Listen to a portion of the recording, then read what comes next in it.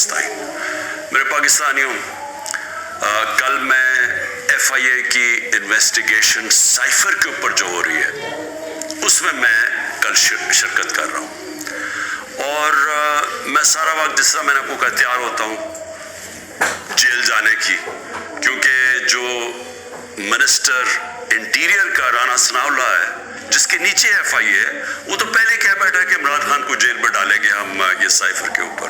तो मुझे नहीं पता, क्योंकि इस वक्त कोई कानून तो है नहीं, जंगल का कानून है, जिसे मर्जी चाहो जेल में डाल दो।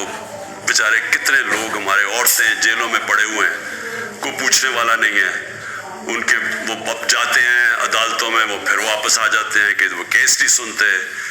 फिर प्रेशर इतना ज़्यादा है कि वो एक केस से अगर जज उनको बेल भी देता है वो फिर पकड़ लेते हैं। लेकिन औरतों को, यानी उनके बच्चे हैं, उनको जेलों में रखा हुआ है और यानी पूरा मन एहतजाज करने पे जेलों में रखा हुआ है। तो इसलिए कानून तो है ही नहीं, तो कभी भी कुछ हो सकता है। इसलिए मैं पहले आपको आगाह कर दूं, क्योंकि मीडिया सारा कंट्रोल्ड है। आपको पता है पूरी तरह इन्होंने सारी टीवी चैनल्स को PTV बना दिया और PTV में बिल्कुल वो जो ये प्रोपेगेंडा चाहते हैं वो आता है। और मैं फिर आज याद कराना चाहता हूं कि कौम उन सारे सहाफियों की तरफ देख रही है, मीडिया हाउसेस की तरफ देख रही है, जिन्होंने हमारे दौर में तो पूरी जिहाद की थी आज़ादी सहाफत, और इतनी सी बात होती थी, गालियां भी हमें पड़ रही होती थी और हमें कह रहे थे कि हम मीडिया के ऊपर कोई बड़ी सख्ती कर रहे हैं। तो ज़रा मुआवजा करें, थोड़े देर कौम तो कर ही रही है कि आपकी ये वक्त तो गुजर जाएगा, लेकिन कौम ये याद रखेगी कि कौन से लोग खड़े हुए थे। वो इमरान रियाज को याद रखेगी ये सारी कौम कि वो कम से कम अपने मौक़िफ़ पे खड़ा रहा। इस मुल्क के अंदर जो सहाफ़ी होते हैं, जो एक जहाद करते हैं हक और सच के लिए, जिस तरह अरशद शरीफ थे, कौम इनको हमेशा याद रखेगी। अरशद शरीफ शहीद को, वो जो 4 जर्नलिस्ट मुल्क से बाहर चले गए लेकिन उन्होंने कॉम्प्रोमाइज़ नहीं किया, उन्होंने किसी प्रेशर में आके राय हक से नहीं उतरे। वो जिनको यहाँ मारे पड़वाई गई, जलील किया गया, और वो जो जिनके बड़े नाम है और पुराने सहाफत में नाम है, हम तो कौम उनको भी देख रही है और उनको सलाम कर रही है, और उनको भी देख रही है जिनके ज़मीर मर चुके हैं। तो मैं FIA का ज़रा आपको समझा दूं कि ये केस है क्या। ना तो अभी तक मुझे कोई क्वेश्चनर मिला है कि ये मेरे से क्या पूछना चाहते हैं, तो मेरी कोई तैयारी नहीं है। लिखा ये हुआ कि जी अपने साथ डॉक्यूमेंट्स लेके आए। मुझे यही नहीं पता कि आपने पूछना क्या, तो डॉक्यूमेंट्स में क्या लेके आऊं। और फिर से मैं ये कह दूं कि आपके इंटीरियर मिनिस्टर तो फैसला कर बैठा है, वो तो जज जूरी एक्सिक्यूशन है कि जेल में डाल रहे उसको। तो आपके लिए इशू है क्या साइफर? फिर से मैं आपको याद करा दूं, साइफर होता क्या है? एक खुफिया जो कम्युनिकेशन होती है, खुफिया जो पैगाम भेजा जाता है। पाकिस्तान के एम्बेसडर्स जो फॉरेन ऑफिस को पैगाम भेजते हैं, वो एक खुफिया कोड के मुताबिक भेजते हैं, उसको साइफर कहते हैं। तो वो जो साइफर होता है, ये बड़ा ज़रूरी है आपने समझना, वो वाकई उसको सीक्रेट रखना, उसको खुफिया रखना बहुत ज़रूरी है, क्योंकि एक दफ़ा वो कोड दुनिया को पता चल जाए तो सारे जितने भी आपके एम्बेसडर्स खुफिया मैसेजेस भेज रहे होते हैं फॉरेन ऑफिस बाहर की दुनिया से, वो सारे पब्लिक हो जाएंगे, जिस तरह विकी लीक्स के अंदर पब्लिक हो गए थे। याद रखें, विकी लीक्स में अमेरिकन एम्बेसडर्स जो डॉक्यूमेंट्स भेजते थे, जो कम्युनिकेशन भेजते थे अपने स्टेट डिपार्टमेंट को, वो सारे पब्लिक हो गए थे। और उसमें कई इंकशाफ हुए, जिसमें देखने वाले जो पाकिस्तान के अंदर हमारे सियासतदान वो क्या बातें कर रहे थे एम्बेसडर से, वो भी देखने वाले हैं कि कितने दोगले थे। और उन्होंने, मैं ये अल्लाह का शुक्र है, मैं ये कहता हूँ, उन्होंने कहा कि एक आदमी है जो हमारे से बात करता है, वो पब्लिक से करता है। बाकी उन्होंने कहा बाकी जितने पॉलिटिशियन हैं वो हमें कुछ कहते हैं, पब्लिक में जाके कुछ कहते हैं। बहरहाल, तो वो साइफर को सीक्रेट रखना बड़ा अहम है। तो क्या इमरान खान ने वो जो साइफर जो कोड थी उसको पब्लिक किया? अब ये आप समझ जाएं کہ جو سائفر آتا ہے فورن آفس کے اندر وہ کبھی کسی کے پاس نہیں جاتا، وہ صرف فورن آفس پہ رہتا ہے، وہ چوری نہیں ہو سکتا، وہ فورن آفس میں پڑا ہوتا ہے۔ جو ہمارے پاس آتا ہے اور جس میں prime minister, president, army chief, ISI کا چیف اور پھر ایک جاتا ہے اس کا جو جاتا ہے کیبنٹ سیکرٹری کے پاس، یہ یاد رکھیں کہ یہ وہ سائفر نہیں جاتا، یہ سائفر کا جو مفہوم ہوتا ہے وہ اپنے لفظوں میں لکھ کے ہمارے پاس پہنچتا ہے۔ تو سائفر فورن آفس میں رہتا ہے، وہ کبھی وہ نہ چوری ہوا ہے، نہ وہ اور کوئی دیکھ سکتا ہے، نہ پرائم منسٹر، ہم کوئی نہیں دیکھ سکتے، کیونکہ یہ سائبر سیکیورٹی کا قانون ہے جو کہ کیبنٹ ڈویژن بتاتی ہے ان کو، فورن آفس کو۔ تو پہلے تو یہ سائٹ پہ کر دیں کہ سائفر کا جو کوڈ تھا وہ کبھی بھی پبلک نہیں ہوا، کسی نے نہیں وہ دیکھا، بشمول پرائم منسٹر کے، ہم نے کسی نے نہیں وہ دیکھا۔ ہمارے پاس وہ آیا کہ وہ سائفر کے اندر ایمبیسڈر اسد مجید اور ڈونلڈ نون نے کیا بات چیت کی، وہ ہمارے پاس آیا۔ اب سب کے لیے وہ میں نے بڑے احتیاط سے اس کو جب میرے سامنے آیا تو بڑے ہم نے احتیاط کی۔ کیا کیا؟ ہم نے سب سے پہلے اس کو فیصلہ کیا آپس میں کہ ہم یہ پبلک نہیں، ابھی اس کے اوپر بات نہیں کریں گے، کیونکہ OIC کی کانفرنس تھی پاکستان میں 22 اور 23 مارچ کو، تو سائفر آ چکا تھا 6 مارچ کا۔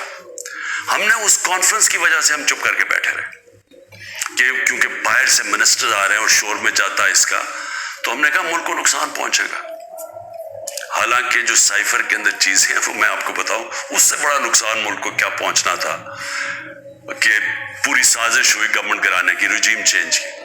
27 تاریخ کو میں نے جلسے میں جو ایک کاپی لہرائی وہ سائفر نہیں تھا، جو سائفر کے اندر پیغام تھا، تو وہ میں نے بتایا، اور میں نے تب بھی محتاط رہا، میں نے یہ نہیں بتایا کہ میں نے کہا یہ بڑا سینسٹیو ہے، میں نے لکھ کے بتایا کہ میں صرف کوئی غلط بات نہ کہہ دوں، کیونکہ انٹرنیشنل ریلیشنز ہیں، ہماری دوسرے ملکوں کے ساتھ تعلقات ہیں، وہ نہ خراب ہو جائے۔ اس کے بعد میں نے کیبنٹ میں رکھا، کیبنٹ کے سارے ممبرز کو بتایا گیا کہ یہ سائفر آیا ہے، اور یہ سمجھ لیں کہ یہ کتنی بڑی اس ملک سے، میں سمجھتا ہوں کہ کتنی بڑی ملک کی توہین ہوئی کہ ایک باہر کا ایک آفیشل وہ پاکستان کے ایمبیسڈر کو کہہ رہا ہے کہ اپنے پرائم منسٹر کو اگر تم نے نہ ہٹایا، ووٹ آف نو کانفیڈنس، جو پھر سے میں یاد کرا دوں کہ ابھی آئی نہیں تھی، تو پاکستان کے لیے مشکلات ہوں گی، اور اگر اس کو ہٹا دیا تو سب کچھ معاف ہو جائے گا۔ یہ تھا سائفر میں۔ اور جو ایمبیسڈر تھے، پھر سے میں آپ کو بتا دوں، اسد مجید، انہوں نے لکھا اس میں کہ میرے خیال میں تمہیں اس کے امریکہ کے خلاف ان کو پروٹیسٹ کرنا چاہیے، ڈمانڈ کرنا چاہیے کہ یہ کبھی اس طرح کی زبان استعمال نہیں ہوتی، ایسی دھمکی نہیں دی جاتی۔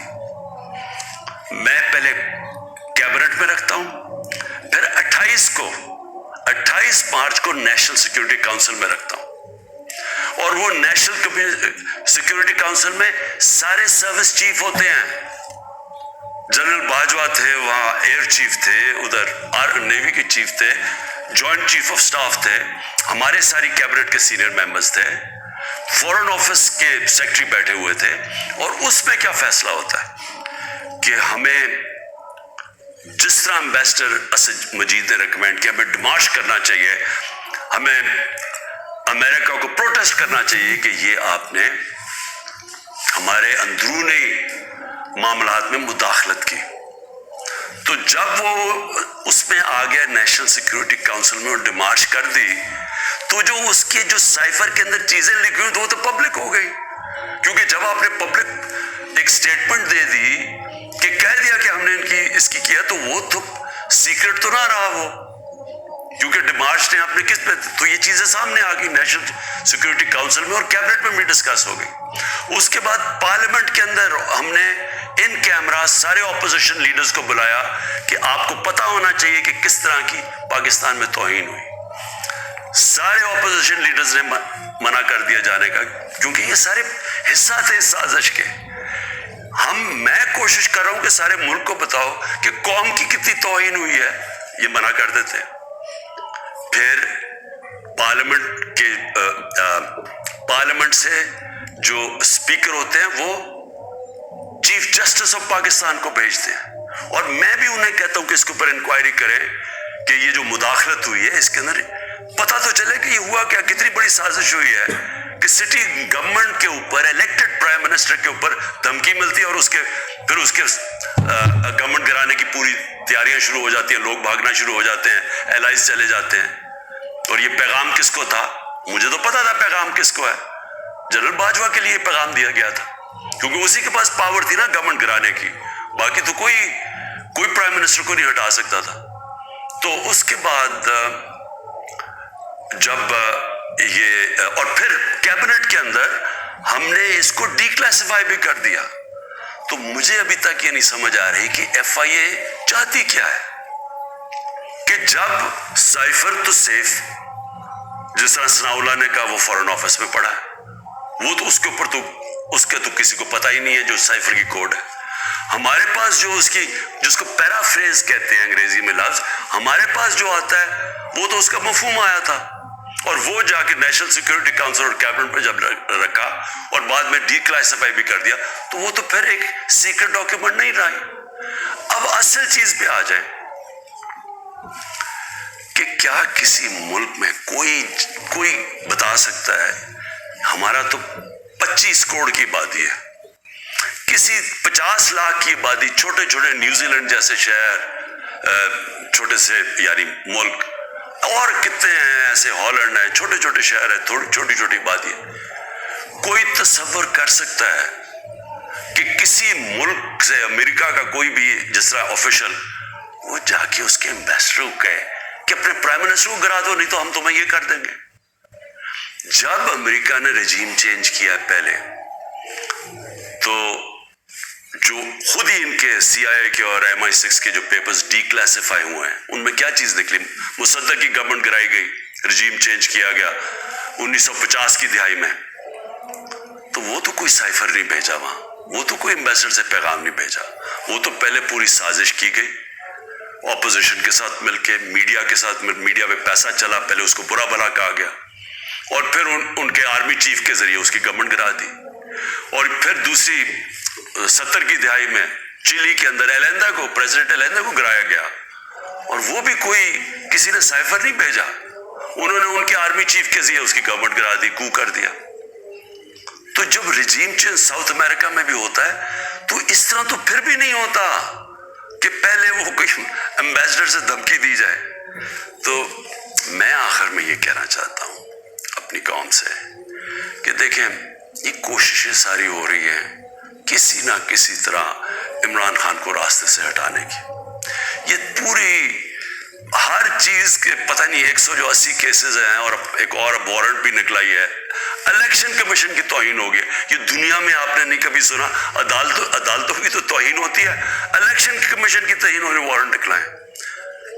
पूरी कोशिश है किसी ना किसी तरह इसको जेल में डाल दें। मैं खड़ा हूं, जेल के लिए भी तैयार हूं, लेकिन कौम को मैं ये बता दूं कि मैं इंशाअल्लाह हर केस का साबित करूंगा इसी मुल्क में बैठ के कि हर केस इन्होंने जाली बनाया, बोगस बनाया, और हर केस जब अदालत में जाएगा, जब सुना जाएगा, कोई जज भी सजा नहीं दे सकता पूरा केस सुन के, क्योंकि ये सारे जाली केसेस हैं। और इसका मकसद इस मुल्क में इंसाफ नहीं लाना, इस मुल्क में इंसाफ की कब्र खोदनी है, ताकि किसी तरह जंगल का कानून जो ताकतवर है वो किसी तरह इस मुल्क की जमहूरियत भी खत्म कर दे, वो ताकतवर इस मुल्क की अवाम की आवाज खत्म कर दे, वो इस मुल्क की सबसे बड़ी पार्टी को किसी तरह खत्म कर दे, और किसी ना किसी तरह ये चोरों का टोला जो 30 साल से मुल्क को लूट रहा है, किसी ना किसी तरह इसको फिर ऊपर बैठा दे। ये है सारी के।